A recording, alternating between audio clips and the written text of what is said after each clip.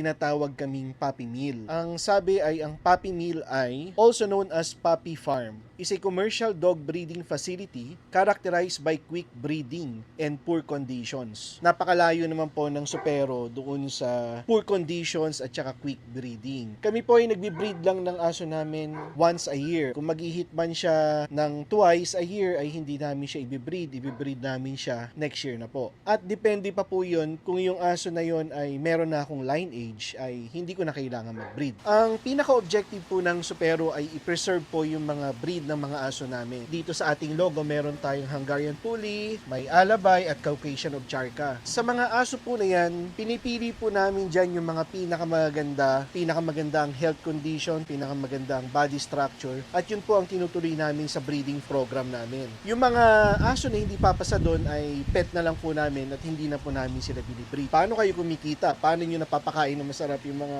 aso nyo? Paano nyo na-maintain yung farm nyo? Nagbebenta po kami ng pagkain ng aso. Yung po yung Supero raw dog food. Yan talaga ang mga pagkain ng aso ko. Na-develop ko yung mga food na yan dahil sa kanila. Ang istorya niyan ay galing tayo sa kibble dati. Ang problema namin sa kibble ay hindi namin na-maintain yung magandang katawan ng aso namin. May amoy ang katawan nila. Mabaho po ang pupo. Meron akong isang veterinaryo na kaibigan na nagsuggest sa akin na gumawa ng raw dog food. Mas healthy daw yon. Doon na po nagsimula yung quest ko sa pag-discover ng raw dog food. Nagkaroon po tayo ng trial and error, nagkaroon tayo ng beef and chicken, pure beef, pure pork, bully sensitive. Doon sumikat po ang bully ay nag-develop tayo ng pagkain para sa mga bully. Nagkaroon tayo ng rabbit at saka beef na combination. Pussy sensitive na para naman po sa mga pusa. Yung sales ng raw dog food namin, yun po ang nakakapag-sustain sa operations ng farm. Hindi ho sa breeding at hindi ho sa pagbebenta ng mga tuta. Okay, yun lang po at maraming salamat.